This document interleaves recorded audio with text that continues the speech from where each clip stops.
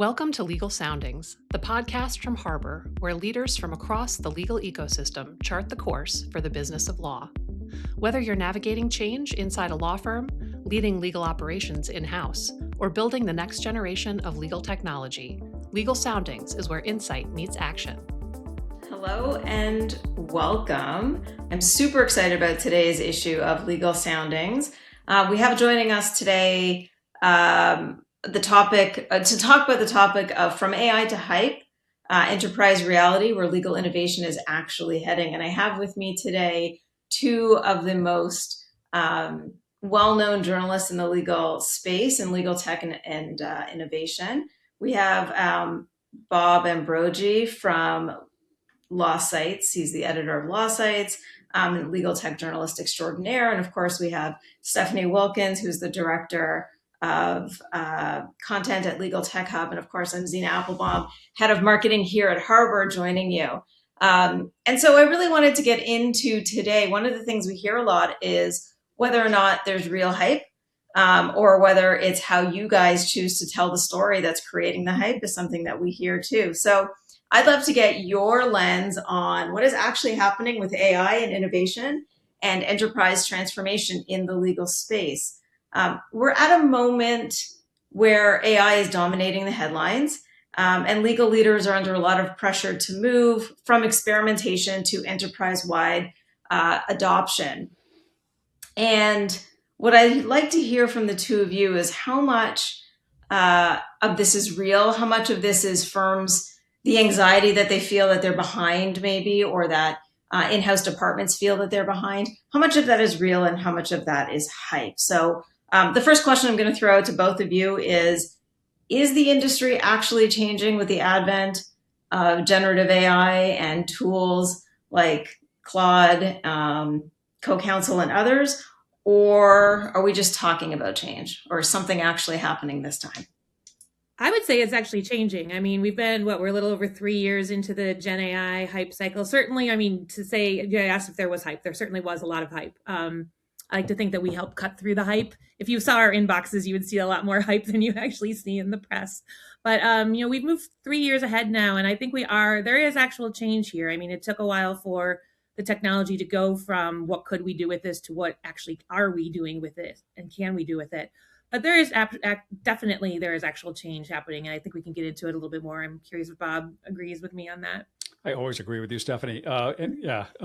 But yeah, Zena, first of all, thanks for having me on the show. But I completely agree that it is really changing. I think about that, that William Gibson quote about the future is already here, just not very evenly distributed. I think some firms are way ahead of the curve in terms of the change. Some are way behind it. So it's not, the change isn't happening evenly. We're seeing, like I said, some firms that are truly innovating in terms of their adoption of generative AI.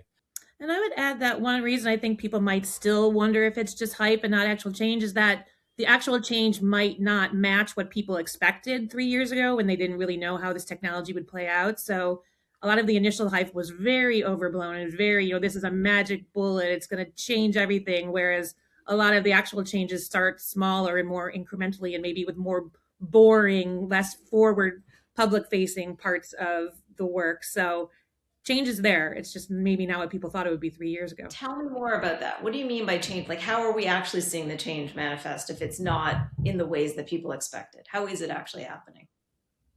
Well, a lot of it, I mean, with any sort of change management starts with, the low-hanging fruit, the easy, widespread use cases. And a lot of that for law firms or legal organizations starts with the back office. It starts with, the business of law part, which is not necessarily the splashy forward, we've rolled out this tool and it's automated, it's now writing all of our briefs, or it's doing I have this legal assistant. So there's just a lot of the day-to-day grunt work that was never publicized in the first place. And that now that is what AI is handling first and foremost.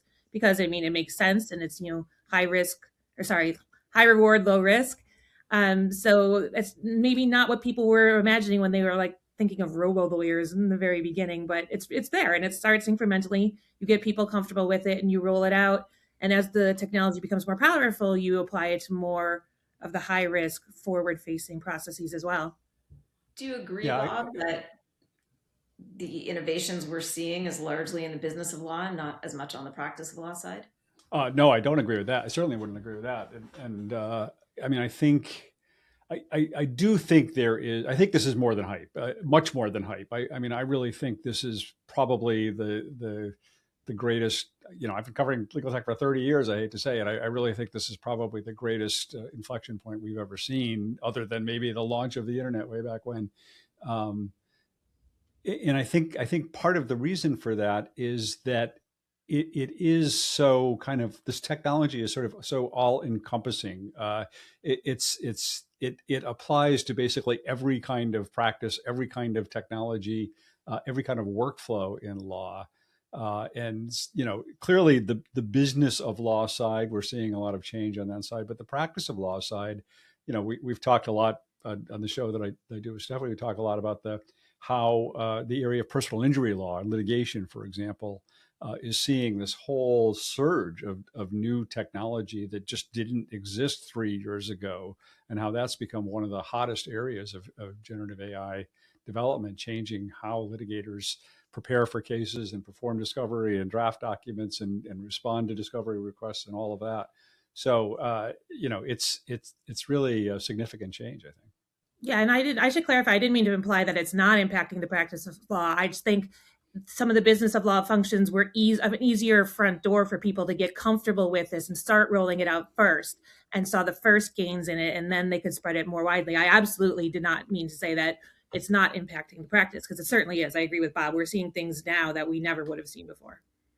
Yeah, I happened to be on a webinar yesterday with a bunch of in-house people who were talking about kind of the way that they've driven adoption within their own organizations, is that sort of starting small, like showing the easy, simple ways you can use this technology, and people can kind of see that and get it. And then you can build on that and expand from that. It's almost a technology that's kind of bridging the gap, if you will, between the business of law and the practice of law, in the sense that it will start in one or the other and then move to both, because it's sort of an overlay across them. And oftentimes, I think firms and legal departments are introducing enterprise-wide technology. So they're buying a tool like Copilot, or they're investing in a tool like Copilot, or whatever, Gemini, whatever tool they're using, and then they're rolling it out across the enterprise and looking for gains across the enterprise. How are you reporting on some of those gains, and how are you getting those stories that you're reporting on? Are people willing to share what they're doing? Not as much as we'd like. I mean, so you get some announcements. I mean, you'll see some press releases that, X firm rolled out this tool across the enterprise or whatever. But I would say, I mean, a lot of law firms in particular have always been a little bit reticent to let everyone know everything they're doing. So it's still, I mean, in my experience, a little hit or miss knowing who's doing what, and people still sort of keep that, I don't know, as a competitive advantage or whatnot. So it is just, going to conferences, hearing things in rooms. I mean, a lot of things we hear are not necessarily, there's a lot of Chatham House rule now. And so you hear about progress being made, and you can't necessarily name the names doing it. But just trying to get the stories on a case-by-case basis, and not necessarily just believing everything you read in a press release. Yeah, it seemed to me that law firms and legal departments, the actual users of this technology, as Stephanie said, are kind of reticent about talking about how they're using it, whereas the vendors are out there, touting the fact that their technology is great and does all these wonderful things. But I think one of the tests sometimes when you're talking to a vendor of how real their technology is when you kind of ask them to give you some people they can talk to, some users that they can talk to, or examples of where this is actually being used. And then suddenly they kind of zip up the mouth and don't have a lot to say. It's hard to get a lot of really good stories. I think Stephanie kind of hit on one thing, is just going to conferences. I think going to conferences is one of the best ways, because you kind of have these casual conversations, especially sometimes you're like at a cocktail reception, you're talking to a lawyer at a firm and they start talking about how their firm is using these things. And, they're not necessarily authorized by the marketing department to be doing this, but you pick up insights that way. So nothing like direct networking with people to learn about what's going on. And I think that's the thing. Firms in particular would love to know what their competitors are using. I mean, people try to ask all the time, and there's a reason we're not necessarily told, and people keep it close. But I think the more transparency on that, people would love it. But it's hard. It's hard for the vendors to get the sign off. And when you're at these conferences, and some of the, I'm thinking things like Legal Week or ILTA, some of the more broader, wide ecosystem conferences, what are GCs asking? Are they asking different questions in the room than they would have been asking 18 months ago? Or legal ops directors that are in the room, are they asking different things of the vendors and of their firms than they would have asked 18 months ago? I mean, I think there's a lot more questions these days about sort of governance and accountability involving this technology. Both with regard to their outside firms who are using this technology, and also with respect to the vendors who are providing it. There's just a lot of concern about confidentiality and security, and who owns data and how that data is being used. I think in-house counsel have gotten much more savvy and sensitive to questions around that. And I think the conversation has shifted a little bit where, clients have always, like legal departments, they've been curious. They've wanted to know whether or not their outside counsel is using AI and how. But I think in the beginning, it was maybe more from is it hype? Should they be using it? We want to know. And now it's more of like, well, if you really are using this and you are doing things a lot faster, what's the follow on that? And that gets into, questions about the billable hour that no one will ever resolve yet. But they really want to know how it's being used on their work too. And I mean, being more savvy about security and governance is definitely a huge one. There's just been this trend over the last decade or more that legal departments have in some ways been drivers of the adoption of cutting edge technology by their outside firms. And so I think that the natural evolution has been that legal departments have become much more sophisticated about understanding the technology options out there and how those what the implications of those technology options for efficiency, for cost, for effectiveness, for all of, across the board. Well, and even one questioning how much does this change the kind of work you have to send outside? Is there more work you can keep in-house now? Yeah, and they tend to be far less risk averse, the in-house counsel. So they're willing to try tools as long as it passes InfoSec clearance, much easier than a law firm InfoSec clearance on a lot of times. And they often get mandates from their CFOs to actually try these tools, because efficiency does matter when you're a cost center as opposed to when you're a law firm. So you're right, Bob. I do think that we see in-house counsel driving that change a little bit more. And of course, Stephanie, the question about the billable hour and commercial models changing, it's on everybody's minds. I think it'll take time, but I do think at some point this will be the beginning of something. I do think I'm always tend to be a more, pessimist or realist on this. I don't think the billable hour is ever going away, but I do think this is making some dents and causing some real conversations that did not happen every other time a new technology came out and they proclaimed the death of the billable hour. That didn't happen. That this really is opening the conversation a lot more and making people really think about business models and alternatives, even if it's not across the board. I think some of the Gen AI tools give legal departments the ability to really kind of get greater transparency and greater analytics around billing data that does have to drive that conversation. It's just only logical that it's going to be driving greater use of AFAs and there has to be some evolution in the business model, because the traditional model just doesn't make sense in the age of generative AI.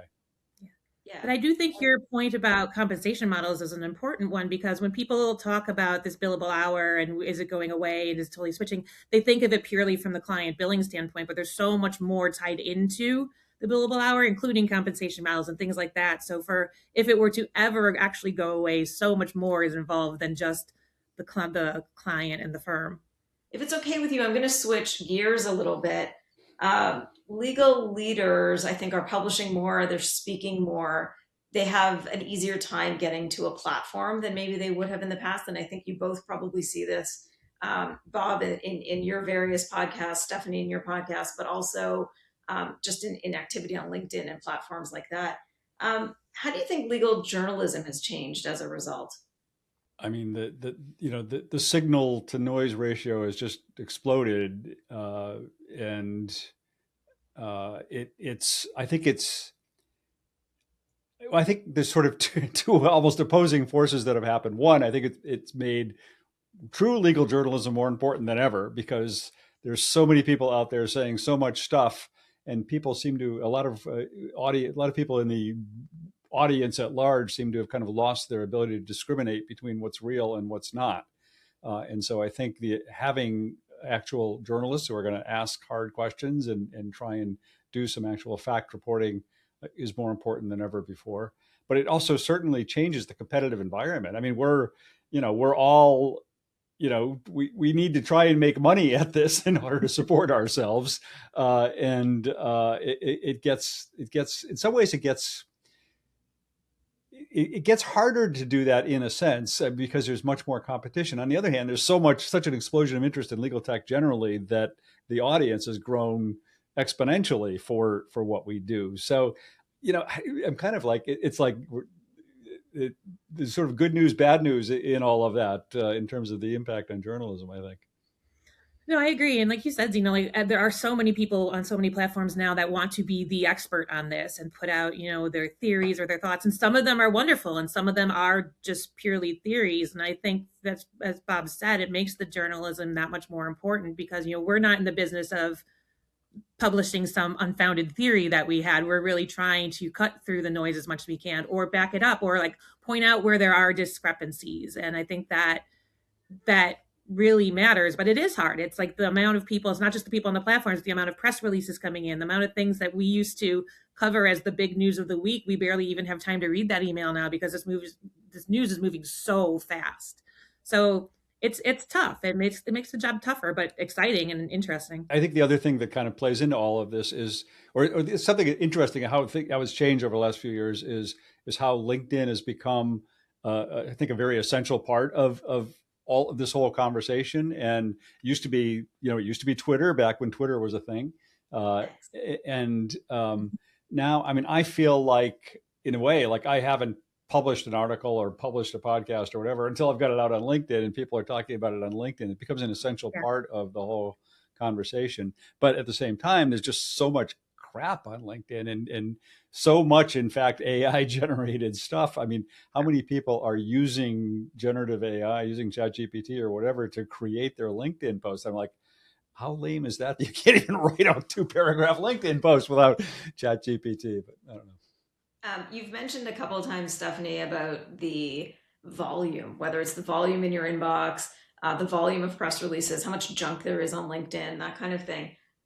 How do you cut through the clutter and know what's real? We see partnership announcements, at least, I don't know, I'm going to throw out a random number. Actually, I'm not going to throw out a random number because I can't statistically back it up, but you see partnership announcements every day between various companies in the legal ecosystem. You see press releases about updates and upgrades to technology platforms. How do you cut through what's real and what's actually going to help a law firm or a legal department versus just letting it go? Like, what makes a good pitch? Yeah, this is the thing we talk about amongst the journalists a lot. Part of it is just, experience and, being able to read between the lines. Part of it is, I know it's their job, but all the PR out there that has, we are the first, the best, the greatest, the whatever, that they think is selling the product, that we skip straight past that. If there's nothing like in sentence 2 beyond that, I'm sort of like, okay, this is all just fluff. And then it really is just like, it's just the level of announcement. Like we've talked about this before, that, it used to be, a few years ago, a single product update would be the biggest story of the week. And now a product update has to be really significant because there's just so many of them, which is unfortunate for the companies because there's just so much more volume, and we're human. We're still actually, we're writing it. We're not the AI, but like it has to be really big, and you just sort of have to be discerning in terms of what do you think. For me, I often look at what is new in here that I have not read in 5 other announcements this week, or how does this actually change the broader discourse, even for better or for worse, even if it ignites, debate, that's good too. But something that's actually being said or trying to be done that hasn't been done before, I find particularly worth talking about, assuming I've vetted it. I will always I won't take it at face value. I will follow up with questions. And some people in the industry, whether it's companies or PR companies, you just know them and they're more trustworthy through relationships, which is not saying new people can't break into it. But a lot of it is just all those gut instincts together. And I'm just always trying to push the conversation forward in a better way. Some of it is just in terms of what makes a pitch stand out. Sometimes it's just more the kind of the specificity and the directness around it. I mean, tell me what problem your product solves. Tell me you've done your market research and you understand where this product fits into the market. Don't tell me this is the greatest disruption to the legal industry ever, or this is the first time anybody's ever done this in the history of legal tech, because usually I can tell you that that's not the case. But I think also just what Stephanie said, part of it is you build relationships with people and you know who's going to be straightforward and who you can trust and who you can't. And a lot of that applies to like PR and marketing people, but we also, I think, I'm sure both of us have a lot of relationships just with, executives in companies, or they're just people in the industry who tell us things, and then I think Stephanie also said this. Just I'm always looking for something new and different. I mean, things seem to come in waves. I'll get, if a company today announces the most innovative new litigation workflow tool ever, then I'm going to get 3 weeks of announcements of new innovative litigation workflow tools. And so tell me why this is different or how it's different than all the other ones out there. A couple of years ago it was contract lifecycle management or e-discovery, whatever it is. People, I think a lot of companies don't do a good job of really telling you what they're doing different or why somebody would want to buy them versus their competition. They sometimes don't even acknowledge that they have competition.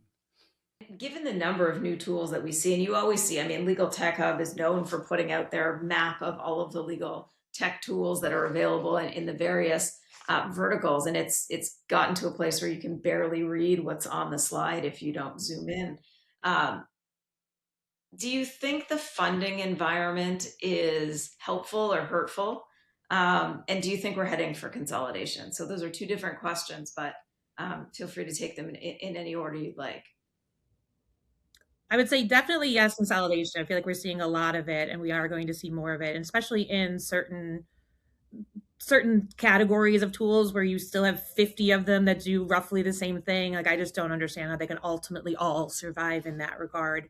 I find the funding really interesting. I mean, I really do. I think it's a signal to me that, legal tech is doing something it hasn't been doing before. So and we're seeing so much of it and such high numbers that we haven't seen before.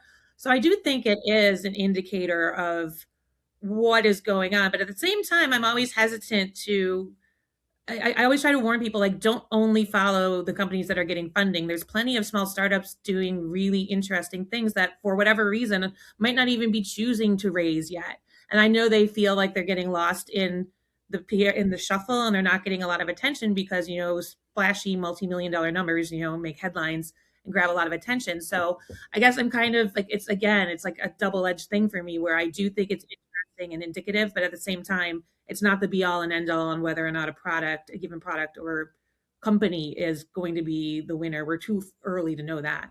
It's interesting how consolidation is happening. I mean, the whole Clio VLex thing last year was fascinating because those are two companies that had in some ways Fastcase and Clio had for years talked about consolidating and kind of never been able to figure out a reason to do it.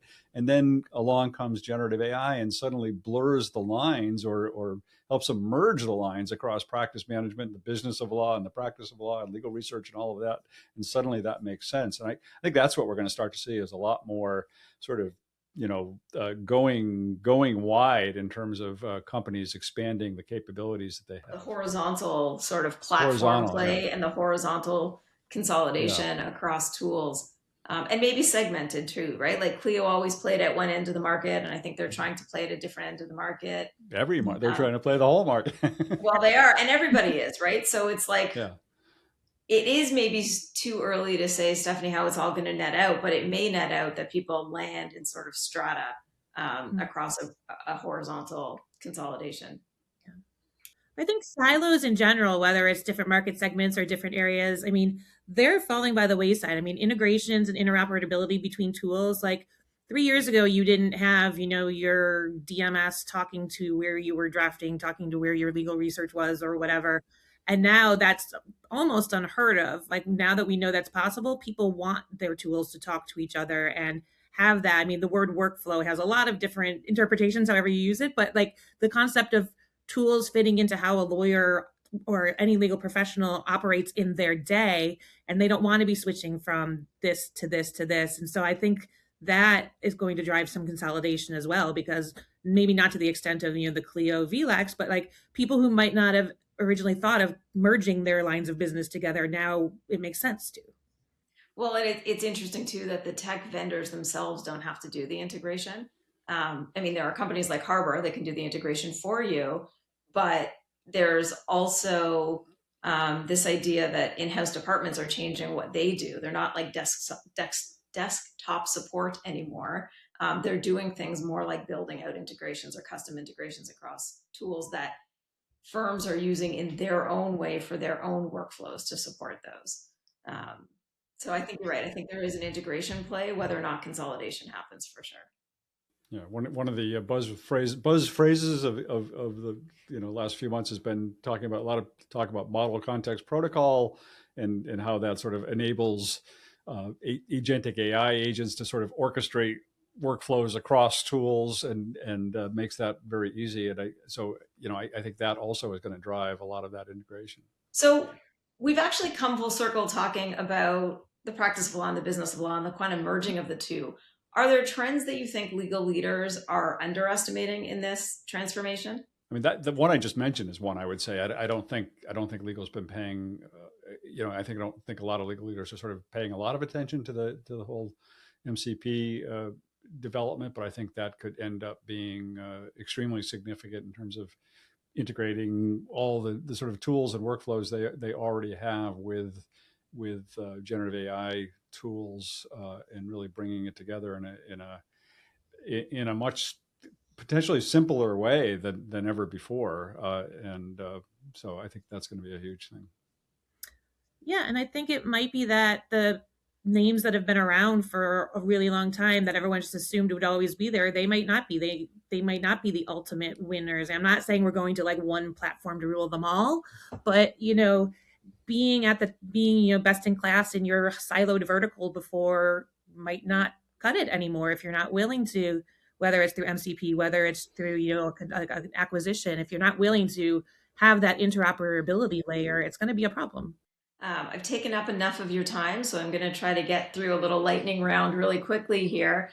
Quick, one-word answers. You mentioned Twitter, so 140 characters max. Are we overhyped? Yes or no?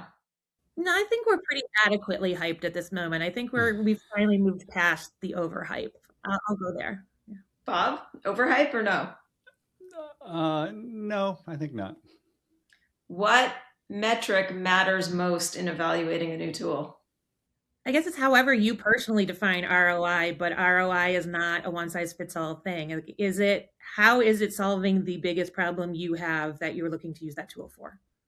Yeah, I think similar to that, I would say sort of time to actual adoption by users, if that's a metric. But as opposed to just we sold a bunch of licenses to something, but are people actually using it? What is one question every GC should be asking? GC, or I'd say legal ops professional, should be asking vendors. Where is my data going, and how are you using it? Yeah, and I'd say, show me the beef. Show me somebody else who is using this, and tell me what results they've gotten. That's great. And what's the headline we're going to see in 2027? If you could think out 9 months from now. The first major malpractice verdict against a law firm for involving the use of AI in some way. Maybe a major law firm making not killing the billable hour, but making a significant move to change a business model. Thanks for listening to Legal Soundings. Subscribe for future episodes. You can find us wherever you get your podcasts. To learn more about Harbor's work across law firms and corporate legal departments, visit harborglobal.com.